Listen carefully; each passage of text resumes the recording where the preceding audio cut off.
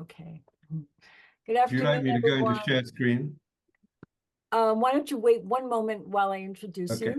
you? Good afternoon. This is Home Haven, and I'm Lori Lowell, the Executive Director. Welcome to everyone here. This program is being recorded, so please be aware.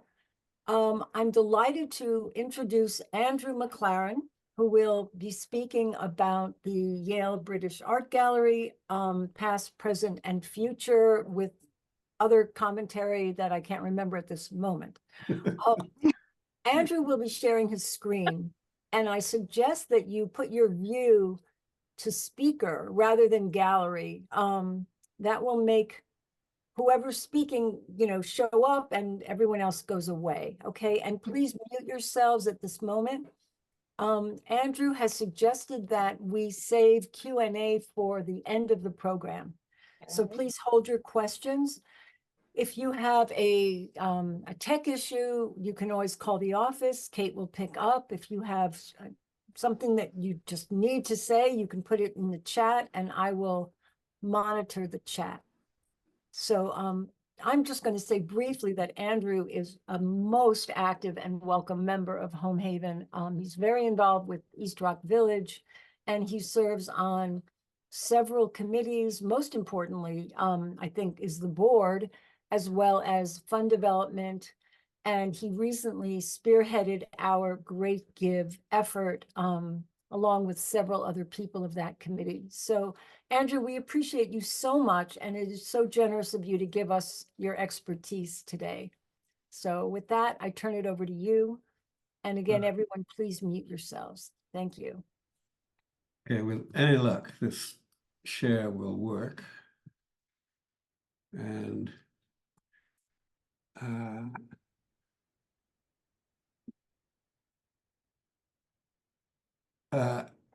with luck, you should all now have my screen filling up your screen, saying digging deeper into past, present, and future. Is that right? Do you have it, Laurie? Okay, I'll head into this. So, thank you for that introduction. And by way of my own introduction, I should say this is originally intended as a YCBA webinar, part of a series we called Digital Docents. But just as we were about to set a date for it, the powers that be at the museum canceled the program. And I didn't take that too personally because they hadn't actually seen my presentation, but it's conceivable that they thought the title was a bit over the top and maybe trespassing on turf that was above my pay grade. The docent pay grade being hard to diminish, of course. Anyway, I did make sure I could give the talk to any group of my choice. So I want to thank you all so much for being my one and only audience. And I want to warn you that I'm in a sort of glide path away from a bout with COVID, which has resulted in very little in the way of pain, but quite a lot of coughing. So I am full of cough suppressant at the moment. So there are basically three possibilities. One, the cough breaks through, which I hope doesn't happen. Two, the cough suppressant breaks through and causes me to fall asleep while talking. And I hope that doesn't happen. And the third is that everything will be fine. So let's hope for that. So I am the only British-born docent at the Yale Center for British Art. Not for much longer, because there's one in the audience who's also British-born and will be a docent soon. And thank you, by the way, to my fellow docents, who I see two of in the audience.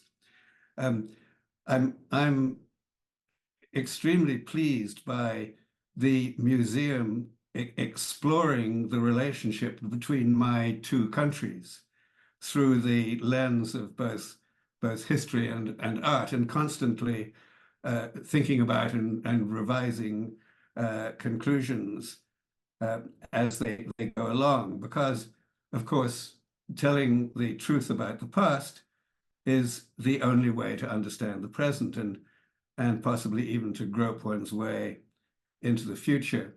So about 30% of what I'm going to say is focused on this sort of uh, look at the British imperial project, and 70% intended to show you that the YCBA has an awful lot to entertain us alongside the philosophizing and edification, as it were. So first, a couple of moments about the Yale Center for British Art itself. As the name implies, it's part of Yale. The building was completed in 1977. The architect was Louis Kahn, whose brilliant career was bracketed by his two commissions on Chapel Street, one at the Yale University Art Gallery to the left of the screen, and the other at the Yale Center for British Art. And the museum itself is, I think, a work of art in itself, and a lasting memorial to Louis Kahn, and also a lasting memorial to Paul Mellon, our extremely elegant founder, who provided funds for this building, and a large endowment and an immense trove of art, which is still 80% of the museum's collection. It's the largest British art collection outside the United Kingdom. For instance, there are over 3,000 works by Turner, and that's only exceeded by the Tate. 90% of those came directly from Paul Mellon. Well, Mellon, was deeply knowledgeable and sophisticated, as well as being a fan of all things British. That last part resonates with how I was brought up in the 40s. It was a given, both at home and at school, that British civilization was a high point for humanity, that we were always on the right side of history, that the empire on which the sun never set was still, at that time in the 40s, living proof that God was British. Even at Cambridge, where I went 30 years after Paul Mellon did, he went there after he graduated from Yale, this view still pretty much prevailed. And since then, of course, it's become clear that there's another side of the story, and that has to be told. So let's begin at the beginning of the imperial project in the 16th century with this marvelous painting by an unknown artist, an allegory of the Tudor succession. And here's Henry VIII, full of sovereignty, after kicking off the English Reformation by breaking up with Rome. That was the original Brexit, a jolt of forward-looking bravura, which was sadly unlike the more recent Brexit, which was a kind of dismal exercise in I don't know what to call it, nostalgic delusion, perhaps.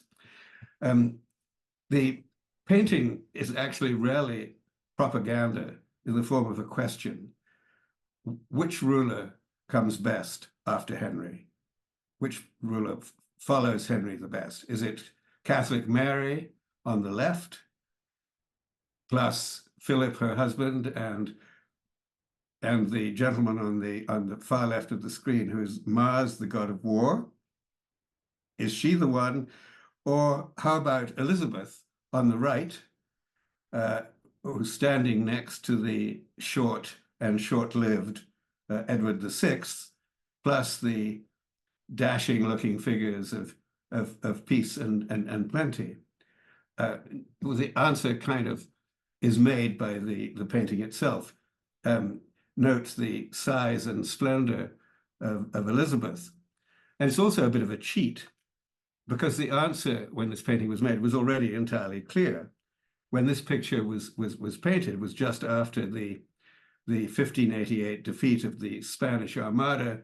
And at that time, the only person in this painting still alive was Elizabeth, unless you count the allegorical figures in the painting. They presumably continued. Under her, Britain was already surging to glory days of empire that would last 3 centuries and more. So let's jump past all of those years to a much later, very recent, and very different take on empire. Here is Yinka Shonibari's wonderful Mrs. Pinckney and the Emancipated Birds of North Carolina. And it's a sculpture that's about an actual moment that happened in 1753, when Eliza Pinckney, who was the owner of a slave plantation in South Carolina, met with Augusta, Princess of Wales, in London to give her 3 birds. And the figure with a cage instead of a head is a blend of Mrs. Pinckney and the princess. The third element is the British Empire itself bestriding the globe. All 3 dressed in dazzling African fabric. And the birds fly free, in contrast to the enslavement of the people who designed and made the fabric, and who had value as traded objects and as workers, which helped power the empire forward. And it's often said that history is written by the winners, well, without following suit. And this sculpture is obviously an exception to that rule. But speaking of winners, Charles Stanhope here, later Earl of Harrington, might be the personification of Britain seeing itself as having won the sweepstakes of history. This, although Stanhope was part of the defeat of the British in Saratoga in 1777, and then went on to fight the French in Jamaica, where his wife was the stepdaughter of a prominent plantation owner, in a brief campaign in which most of his men died of fever. So he was not by any stretch of the imagination a winner. But back he went to England in 1782, inherited his earldom, and had this portrait painted by Sir Joshua Reynolds. And nobody saw the least irony in his being in antique armor, which people didn't actually wear at the Battle of Saratoga, and the victor of all he surveyed. Interestingly and excitingly, in the last 5 years, his enslaved servant, who was probably from his wife's plantation, has been identified. Up till this point, this was an anonymous slave. He now has personhood, thanks to some research by the museum and with cooperation from London. He is Marcus Richard Fitzroy Thomas. So there are 2 extreme ways of responding to history written by the winners. And the first is to denounce those once seen as great, which runs the risk of losing context, enjoying certainly a gratifying sense of being more evolved than they were, probably mistaken, and certainly forgetting that the relationship of perfection and human nature is oxymoronic. So that's one extreme. The second extreme is to double down on the glory and look back on the tarnished past as a great good to be revered, and revived. I've already mentioned one version of that on one side of the Atlantic. Both extremes are tempting, and both basically start from a conclusion. So Yale surely wants its students to develop the ability to arrive at conclusions rather than start from them. So it's a good exercise to look for them, and for that matter for us, to look at the ramifications and the temptations and the pitfalls of power through examining the British imperial project. So going back to my earlier comment, let's sum up the YCBA mission as part pursuit of enlightenment, of this kind of recasting of history, but part providing entertainment, and ideally both at once. And for a while, step away from empire and see what we can derive from the YCBA that pulls off all or part of that combination. And one thing we certainly can get is a long-term historical perspective. Here is Stonehenge on the left. On the right, the county in which it sits. It's near Salisbury, if I remember rightly. And it itself a work of art, as well as a marvel of engineering. And in World War II was seen very much as an iconic reminder of the ancient spirit of Britain, as in a recent show, which featured photographs by Bill Brandt, of which this one on the left is one, and also sculptures and drawings by Henry Moore, some of Stonehenge and others of people bedding down in London tube stations with quiet heroism during the Blitz in 1941. And in addition to long-term perspective, we also find a global perspective because of Britain's centuries of engagement with the world. One feature of that is that many foreign artists made a living in Britain and were ruthlessly co-opted as British artists. Just one example for the moment, Canaletto, a brilliant Italian artist who spent many years in England. This painting was commissioned by Francis Greville to record renovation of his ancestral home in Warwickshire, which a project which was managed by a famous landscape architect called Capability Brown. I love that name. I long to have a grandchild called Capability, but I doubt it will ever happen. Anyway, not just artists from other countries coming to Britain, British artists also traveled the world and of course came back to Britain. Here, for instance, is Tilly Kettle in India, painting the portrait of the Nawab of Oud, a gentleman who had learned exactly how to apply the British hierarchical model to his own advantage, and commissioned this portrait as a sort of advertisement of political potency. And here is Edward Duncan in China, in his turn, portraying another kind of potency, Britain's sort of potent presence in international trade.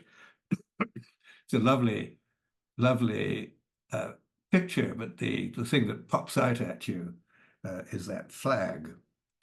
And in Africa, here is Edward Lear, a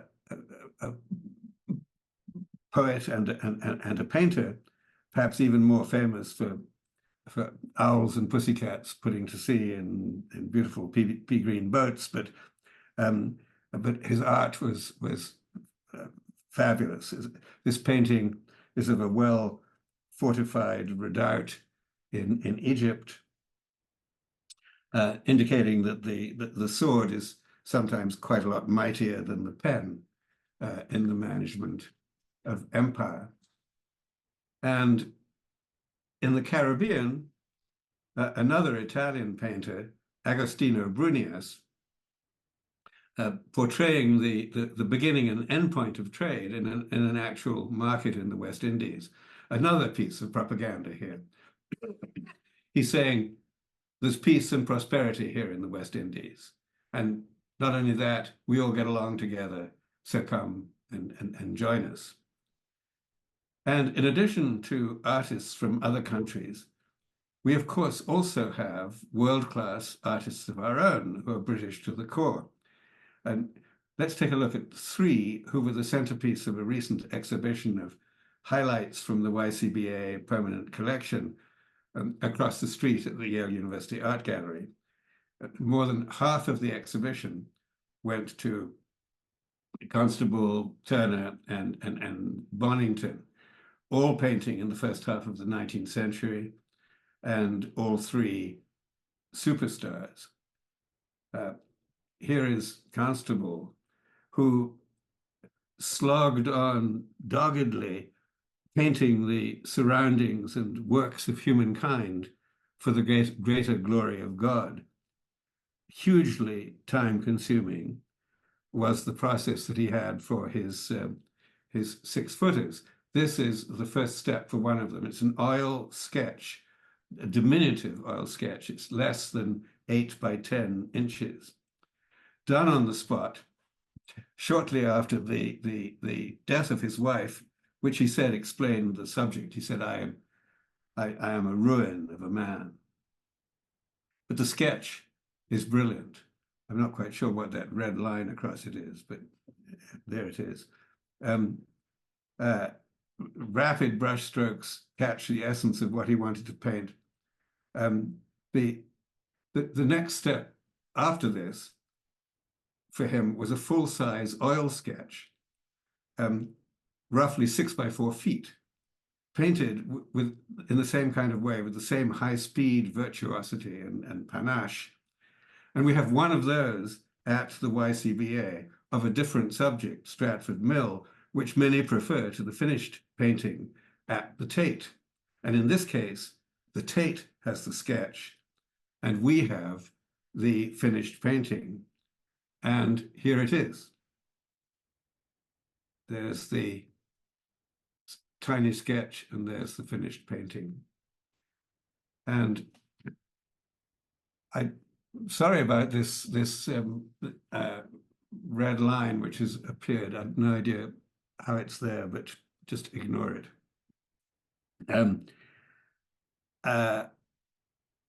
So in this masterful clouds, the shepherd and the dog are much clearer on the left, and the cattle and a few birds on the right. It's the result of many hours of painting. And this particular picture was very well received, but in the past, that had not been the case at all.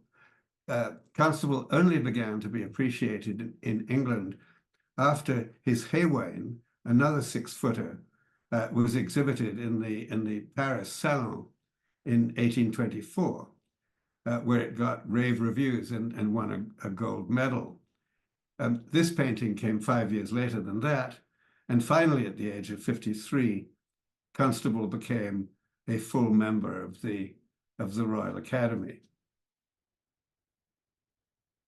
Joseph Malord William Turner, on the other hand, became a full member at the age of 26. He was greatly to Constable's annoyance. He was the son of a barber in a fairly unsalubrious part of London, but he had huge and obvious talent. His father sold his drawings to his customers, and unlike Constable's father, who did his best to dissuade his son from doing anything as unproductive as art, he did everything he could to encourage Turner's career. Turner was a genius, whatever he touched. This is the earliest Turner painting we have at the YCBA, done at the age of 22. And the flow of light and darkness is like Joseph Wright of Derby of a few years earlier, at his best. And here he is at age 43, 21 years later, with a sky that already has the signature look of the even later Turner, but with amazing blend of detail and composition and total impact that led Constable to say, with some magnanimity, I think, that this was the most complete work of genius he had ever seen. The magnanimity was not returned. Turner said of Constable's paintings that they were nothing but pea green insipidity. I guess good manners and art don't necessarily go together. And here he is again, 27 years later, aged 70, with Inverary Pier on Loch Fyne, which happens to be 20 minutes away from where my brother lives. And this was in his studio when he died. He left behind thousands of watercolor sketches. And this actually is an oil painting with the appearance of being a watercolor in the way the colors fade into each other. It may not be his best painting ever. In fact, it's unfinished, so he certainly regarded it as of little significance. But even so, it stuns you with that sudden frisson that comes from encountering genius. And our third painter, far less well known than the other two, was a sort of threat to both of them. He surely irritated Constable because he was only 22 when he reached the same kind of fame in France that Constable had taken 45 years or more to achieve. And Turner apparently saw him as threatening his own preeminence, until, that is, he died at the extremely young age of 25. His name was Richard Parkes Bonington. He was the son of a British lace maker and salesman, and I think something of a scoundrel. For the second half of Bonington's short life, the family lived in France, where he went to art school and began painting in oils in about 1823. So he had 5 years to go before he died. And this painting of a fish market near Boulogne is said to have caused a sensation at the Paris Salon of 1824, the same one at which Constable's Haywain won the prize, the gold medal. And I would imagine that Bonington's success probably irritated Constable even more. Well, his last painting that he ever did was at the age of 25, sketched in Verona and finished in London. This is not a very good reproduction, I'm afraid, I'm sorry. Where in London, he added in all the figures in the procession and those watching from the balconies, sort of shades of Romeo and Juliet in Verona. Sort of a glorious blue sky with just a few clouds and a scene of such energy and skill that one thinks, what a tragedy that that tuberculosis cut down so much talent. Of course, it wasn't just Bonington. There were many others, Keats, Chopin, and a whole train of others. Well, the French poet Baudelaire was born the year Bonington died, and he declared 20 years or so later that Bonington was the very essence of modernity. And if Baudelaire thought you were cool, then you were cool. Now, if you'll forgive a few personal favorites, chosen to show something of the wide sweep of art at the museum, either in the permanent collection or from recent exhibitions, starting with this Whistler Nocturne, which is even more disfaced by this piece of graffiti than the others. The most famous critic in the 19th century was John Ruskin, and he was known for his impassioned support of Turner, who typically wasn't grateful. He said, "He sees things in my work I never put there." But equally well known for his impassioned denunciation of the painter of this picture, James McNeill Whistler, an American completely embedded in London, whom Ruskin accused of flinging a pot of paint in the public's face, an accusation that actually would have been much more appropriate with regard to his beloved Turner. But Whistler sued and he won the case, but he received only a farthing's damages, which is the smallest coin available. And he had to pay his own costs, which almost bankrupted him. So beware the critic. But this is the most controlled, far from flinging a pot of paint in the public's face, the most beautiful, somber painting that you can spend hours looking at, even in this inadequate reproduction. And then there's George Stubbs, who was described sniffily as a horse painter in his own time. He loved anatomy, which he studied by suspending dead horses from the rafters of a Lincolnshire farmhouse and dissecting them layer by layer with only a long-suffering wife for company. And then he painted them with deep, or he painted other horses with deep anatomical knowledge, so well that he became probably Paul Mellon's favorite painter. He painted dogs too, and I include this one because it's my favorite dog anywhere. He is the master of all he surveys, and he calls no man master.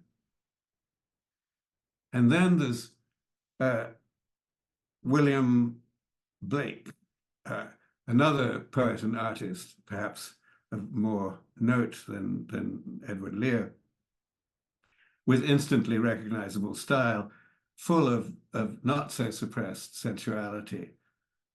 For instance, in this illustration of Oberon and Puck with fairies dancing, I don't know about you, but it immediately brings to my mind another painting from well over 100 years later.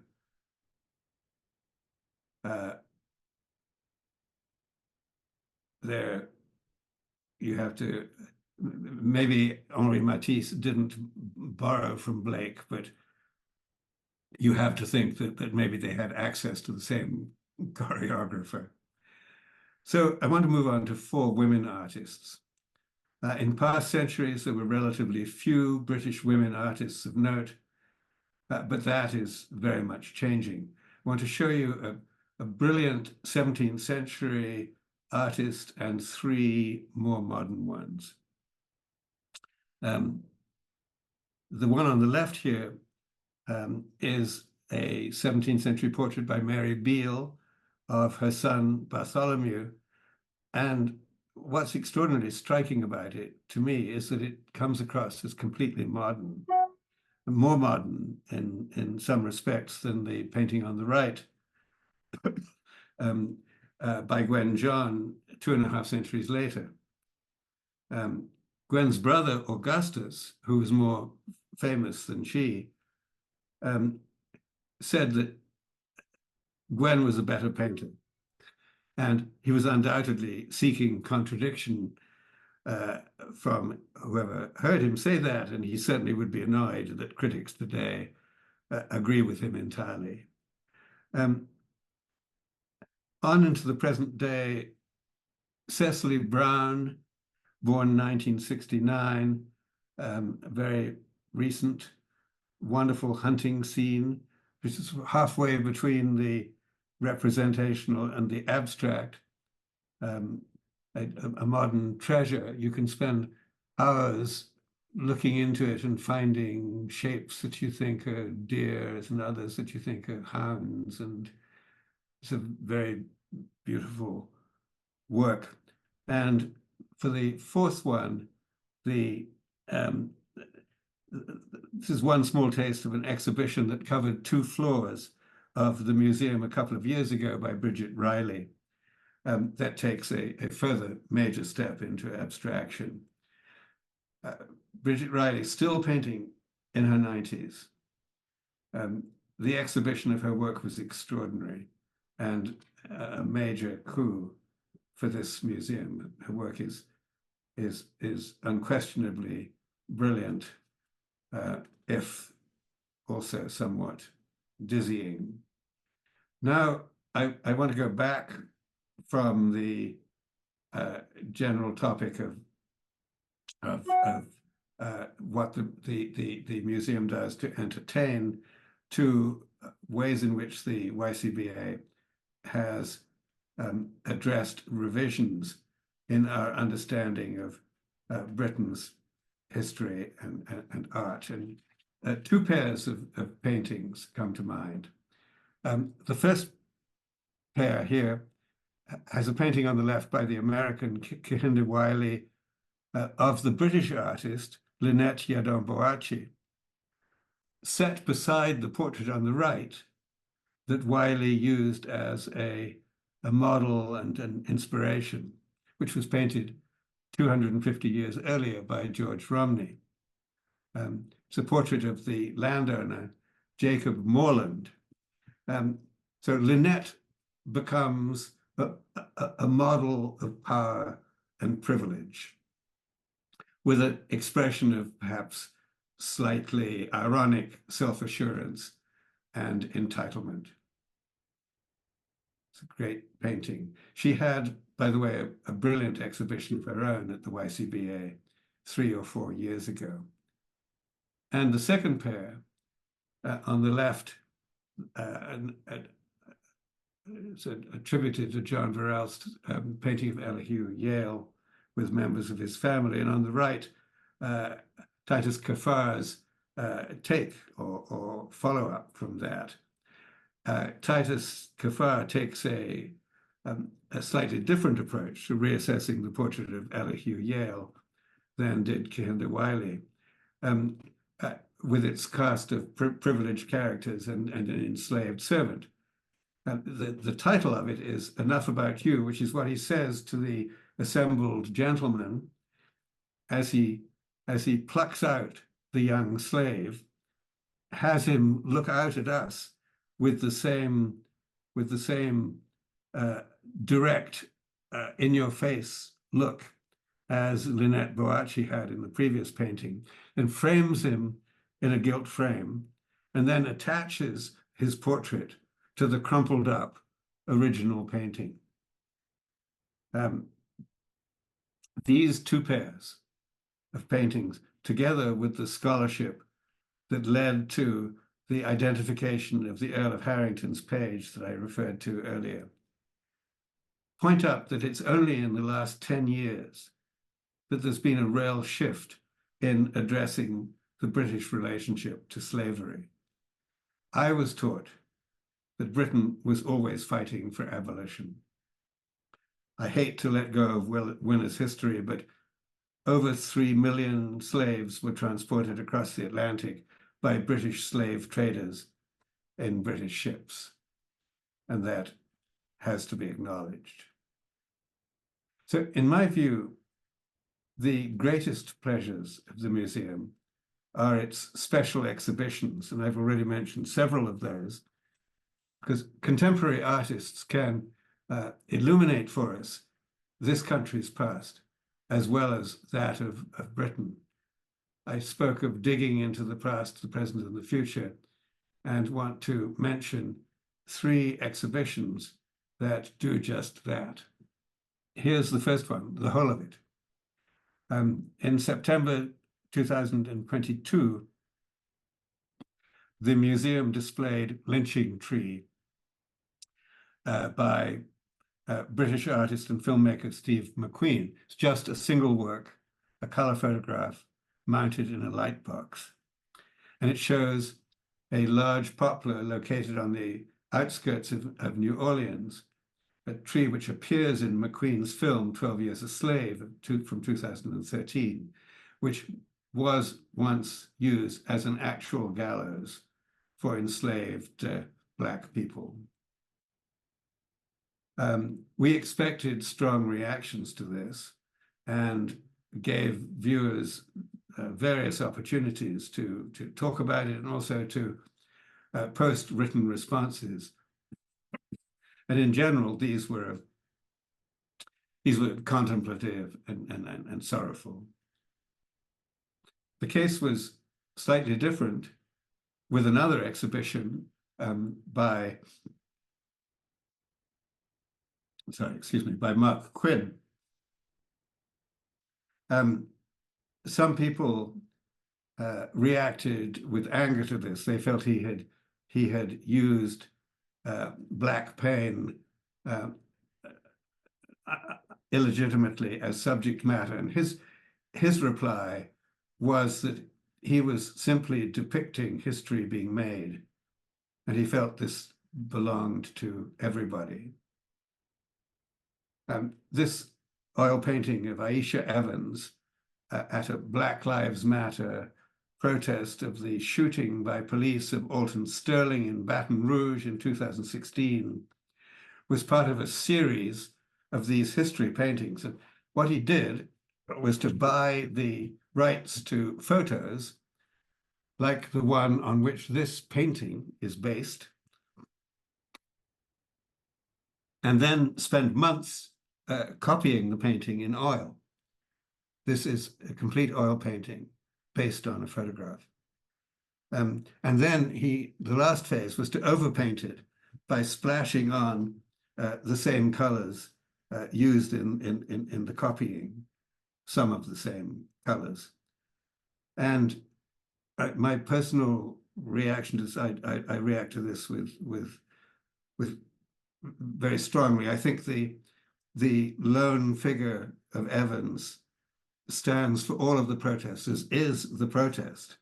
The painting is, I think, an act of reverence for her act of confrontation. And finally, Njideka Akunyili Crosby, who was born in Nigeria in 1983, and at the age of 16, came to the United States to study medicine. She took an art class for recreation and found herself hooked. She ended up with a Yale MFA.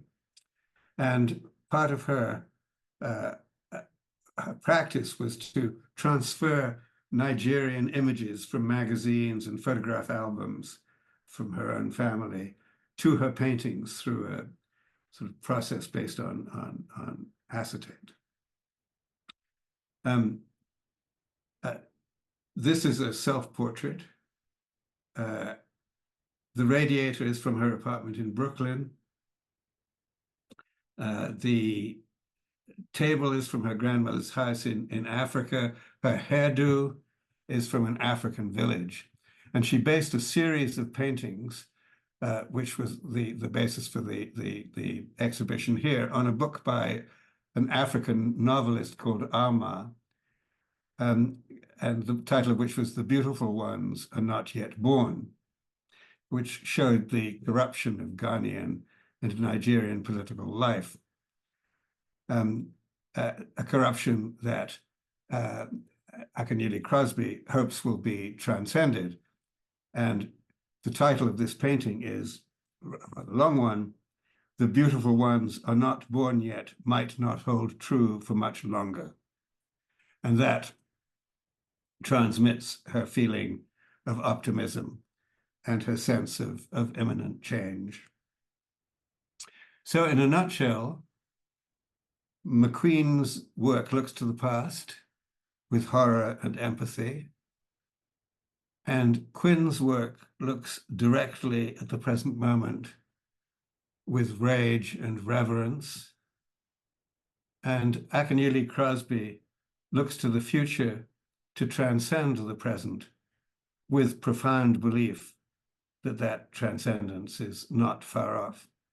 So the three exhibitions together represent exactly the kind of engagement with art and history that provides food for thought and even enlightenment for students of all ages, and also entertains us in the process. So I'm happy to report that the museum is engaged in a process of renovation that will add greatly to showcasing its permanent collection and special exhibitions. The only downside, as you know, is that we're closed for almost a year to complete the renovation. But mark April 2025 in your calendar when the museum will reopen and celebrate the 250th anniversary of Turner's birth with a very special exhibition. The museum is in fact taking advantage of the massive number of prints and watercolors in its own collection that have mostly been in storage over the museum's history so far. And based on works on paper, there will be 3 exhibitions, one for Turner, one for Blake, and one about the East India Company. There are also going to be exhibitions for Gwen John and Constable. The 4th floor is going to be devoted to the permanent collection through today, not just the collection through the mid-19th century as it has been in the past, which will allow for more contemporary exhibitions on the lower floors. Well, it's hard to wait, but I'm hoping and even predicting that we'll all be saying in a year's time that the museum's next phase was something worth waiting for. So that brings me to the end of my talk, and now for your comments and questions and rebuttals. I hope not too many rebuttals, but thank you so much. Thank you so much, Andrew. Thank you so much. Would you like to stop sharing? I'm going to try to do that. Okay, you did it. You did it. I did it. Excellent. Excellent. Thank you. Okay, well, we have 35 screens. So why don't we start by having people, do you know how to use the raise hand function?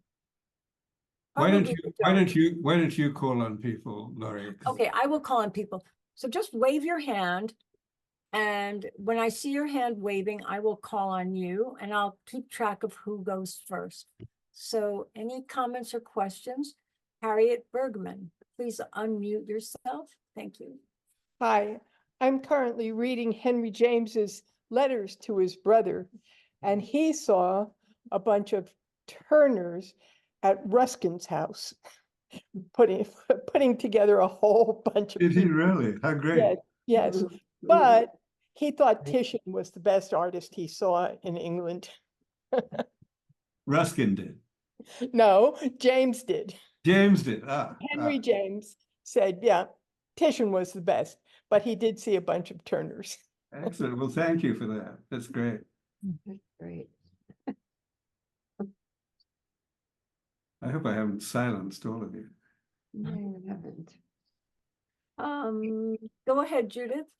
Andrew, I just wanted to say that was really, I'm echoing Margaret, but that really was wonderful. And I think it got people, I hope it got people, even me, all excited. I mean, me, because I've been excited anyway since the before the opening in 1977 or whenever it was. But I think it got people really going on putting this, if not in their actual calendar and in their mental calendar, to come and discover some of the things that that some of us haven't really seen and haven't really thought about the way you have. Are you going to carry on being a docent? Does that come back? Well, thanks for asking. I gather that an interim director has just been Yes, it's Dick, and we have to appointed. convince him, yes. And so we assume that interim directors are there not to create gigantic changes. And Yeah. not many would regard the dissolution of the docents as being a tremendous event. We hope certainly that the next director is going to keep the docents. And if they do, I shall certainly want to go on doing it because I love the docents and I love the program. Well, that's great. Well, we want you to continue. We want Margaret to continue, and we want to know who else is coming along from HH to carry the flag forward, because it really is wonderful to go around the various of the exhibitions with each of you. And I've done it with both. When I do one, I do the other of the two of you. And Well, that's we also have Judy Brennan sitting in I forgot, I among. didn't know that, actually. That's Thank you great. for being here, Judy. And Rona McCann is going to be a docent soon. That's your next Brit, I see. Yes, I mean I've been the Yeah. only new docent in the last 5 years, and now there are 8 more lined up behind me. I'm very excited. Well, that's great. Mm. Mhm. Perfect. Bob? Yeah, I just wanted to say I'm actually one of the incoming docents as well, Oh, and boy. Great. it's such a treat to be part of the training program that they have for volunteer docents. I recommend it to any of you who, might have the occasion to apply in the future. I didn't realize that they had this whole process of applying to be a docent. I was recruited by a current docent, and it's been kind of an eye opener to me to discover the breadth and depth of this collection that is in our neighborhood, and that I so often would enter the museum and sort of pass by paintings that I didn't give much thought to, and they're now, as I learn about them, are really fascinating and have lots of great stories behind them. Andrew, your presentation was an inspiration, so thank you. Thank you. This is sweet of you. Mhm. Great. If you'd like to make a comment, just unmute and talk, because I don't really have to pick anyone. If you'd like to unmute. Andrew, you may not have seen, but there are 2 comments in the chat, which are quite nice. Margaret Mann says, bravo, Andrew, well done. And Terry Flagg says, wonderful overview, Andrew, thank you. Well, nice. How kind. Yes. So I was hoping somebody would deny something that my comments on Brexit, for instance. No. I wouldn't have dared do that at the museum. Patty? What's going on during the next year at the British that it's taking so long to reopen? Well, it's one of those terrible old jokes about how many people does it take to change a light bulb. Right. Every light bulb, but not just every light bulb, but the entire lighting system is being changed. And you could make the argument that the gain from doing that is less than the loss of a year of the existence of the museum as a museum, but that ship has sailed. So Yeah. Mhm. Well, I look forward to April. Here. I think there are going to be some great shows. Mhm. Andrew, do you think the new emphasis on artists who worked in Britain that Courtney brought to the center is one that's going to carry on at this point? It's hard to know, of course, but what's been the reception of visitors, and to the extent that you know it, of the staff for the changes that she made? Because she certainly moved I call it the British Art Center, that's the BAC,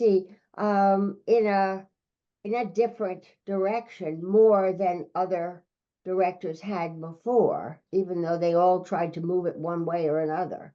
Well, I don't have too much experience of any of her predecessors, but I've been certainly delighted by the way in which she has tried to make the museum more relevant to people other than just students of British art.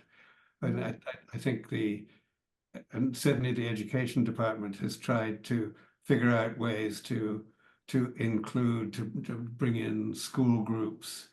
There's a wonderful group called Out to Art, which many docents talk with neurologically challenged or diverse people, and that which doesn't really answer your question. But I think what the museum has done is sort of symbolized by the naming of the Earl of Harrington's a slave for many years. Yeah. That existed just as nobody asked the question. And I think now we're asking the questions about what underlay empire, and what was the truth of the past and so forth. And I very much believe that will continue. I can't imagine that the curatorial staff is going to vote in, if they have a vote, I don't know, somebody who doesn't follow on with that. Great. Great question.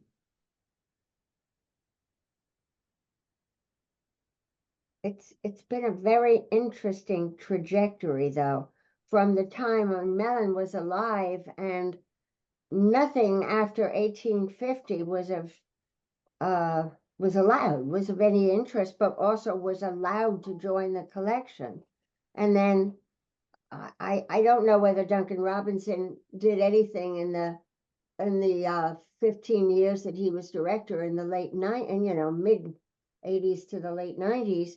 But Patrick McCackey came in and he brought in Damien Hirst, and there were those cigarette butts and that room of that piece and so on. And it caused an absolute ruckus in Virginia. Well, I'm talking and I can't see anybody right now.